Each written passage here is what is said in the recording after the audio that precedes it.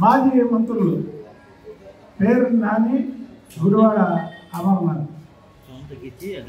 ఒక ఆయనేమో కోడిగుడ్లకి ఈకలు పెట్టాడు, ఇంకొక ఆయనేమో బందర్లో అభివృద్ధి చేసిన పాపానికే పోలేదు.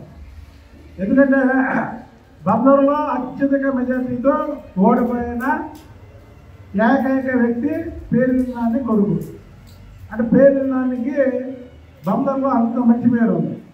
వీళ్ళిద్దరూ చంద్రబాబు గారి గురించి విమర్శిస్తూ జగన్మోహన్ రెడ్డి గురించి పొగుడుతున్నారు. ఓకే, ఇప్పుడు ఆంధ్రప్రదేశ్ అంటే అన్నపూర్ణ.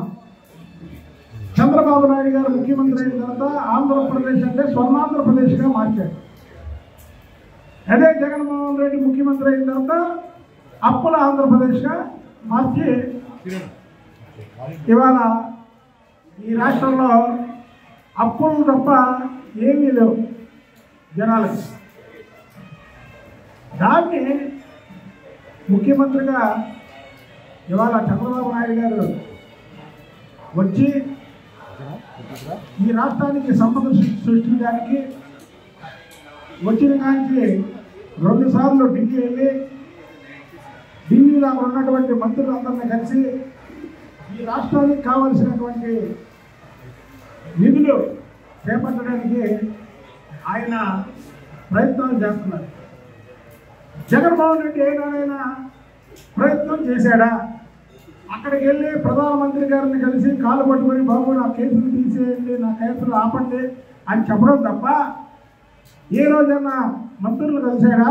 మంత్రుల దగ్గర నుంచి కావలసినటువంటి నిధుల గురించి ఎప్పుడైనా అడిగాడా? జగన్మోహన్ రెడ్డి గురించి మీరే మాట్లాడేది.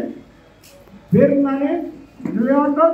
చంద్రబాబు గారిని 6 అడుగులు అబద్ధం అంటావా? 6 అడుగుల నిజాయితీ గల నిలువుటారు చంద్రబాబు నాయుడు, 5 అడుగుల కాపునామో జగన్మోహన్ రెడ్డి. కాబట్టి ప్రజలు 151 సీట్లలో ఉన్నటువంటి మీరు మధ్యలో 5 తీసి 11 ఇచ్చారు. ఈ తాసుబాబు పవర్లో ఉండడానికి వీల్లేదు. ఈ తాసుబాబుకి తన మన భేదం లేదు. ఎవరిని పడితే వాళ్ళు కాటేస్తుందని తాసుబాబుని రాజకీయాల్లోంచి తరిమి కొట్టడానికి మీకు ఆ నెంబర్ ఇచ్చారు. చంద్రబాబు నాయుడు గారు అంటే 6 అడుగుల నిజాయితీ గల నిలువుటద్దు. కాబట్టి ఈ తండ్రి వైఎస్ రాజశేఖర రెడ్డి కానీ నువ్వు కానీ ఆయన మీద ఎన్ని ఎంక్వైరీలు చేసినా ఎన్ని కేసులు పెడతామని చూసినా సరే ఆయన ఎక్కడ ఎప్పుడు కూడా తప్పు చేయలేదు. కాబట్టి ఆయన మీరేం చేయలేకపోయారు. పెట్టావు జైల్లో. ఎందుకు పెట్టావు? ఆయన మీద ఎలాంటి ఆధారాలు లేకుండా నీ పవర్ను ఉపయోగించి లోపల పెట్టావు. ఆ లోపల పెట్టేందుకే కదా 99 దేశాలలో ఆయనకి నేరాచనం పలికారు. నువ్వు చేసిన పిచ్చి పనికి ప్రజలు ఏకపక్షంగా చంద్రబాబు నాయుడు గారు పక్కన వచ్చారు. కాబట్టి ఈ పేరుని ఈ కోడిగుడ్ల మంత్రి వీళ్ళిద్దరూ కూడా తెలుసుకోవాల్సినటువంటి విషయం ఉంది. ఇకపోతే గుడివాడ అమర్నాథ్ ఏమంటాడంటే, బాబు అమర్నాథ్ నన్ను పొద్దున్న సాక్షి పేపర్ చూసుకోవాలి సార్. సాక్షి పేపర్లో విశాఖ స్టీల్ ప్లాంట్ అమ్మేయడానికి కేంద్ర మంత్రి వచ్చాడు అన్నాడు సాక్షి పేపర్లో. సాయంత్రానికి విశాఖ స్టీల్ ప్లాంట్ అమ్మేదే లేదని కుమారస్వామి గారు ప్రకటన చేశారు. అంటే మీరు ఏ మత్తులో ఉన్నారు? సాక్షి మత్తులో ఉన్నారు. సాక్షి పేపర్లో రాసేయన్ని అబద్ధాలని ప్రతి ఒక్కరికి తెలుసు. ఇంకెన్నాళ్ళు మాయ చేస్తారు, ఇంకెంతమందిని మోసం చేస్తారు. మీరు మాట్లాడే విధానం ఏంటి? నిన్న 4 రోజులు నిన్నటికి చంద్రబాబు నాయుడు గారు ముఖ్యమంత్రి సూపర్ 6 అన్నారు. సూపర్ 6లో ఒక పథకం అమలు చేశారు. ఇంకా 5 పథకాలు ఉన్నాయి. 5 పథకాలు కూడా అమలు చేస్తారు. ఎందుకు మీరు సోషల్ మీడియాలో తప్పుడు వార్తలు రాయిస్తున్నారు? అప్పుడే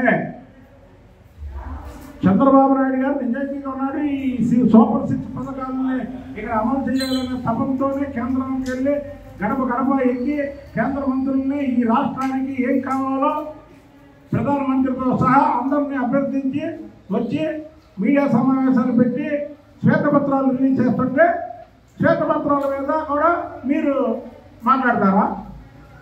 జగన్మోహన్ రెడ్డి బహిరంగ శ్వేతపత్రం రిలీజ్ చేశాడా లేదా లైవ్లో అధికారులతో మాట్లాడుతున్నట్టు ఎప్పుడైనా మాట్లాడాడా? నిజాయితీ గల నాయకుడు కాబట్టి లైవ్ పెట్టాడు, లైవ్లో మాట్లాడాడు, రాష్ట్రానికి ఏం చేయాలో చెప్తున్నాడు. కనీసం మీ దగ్గర రికార్డింగ్ అని ఉందా?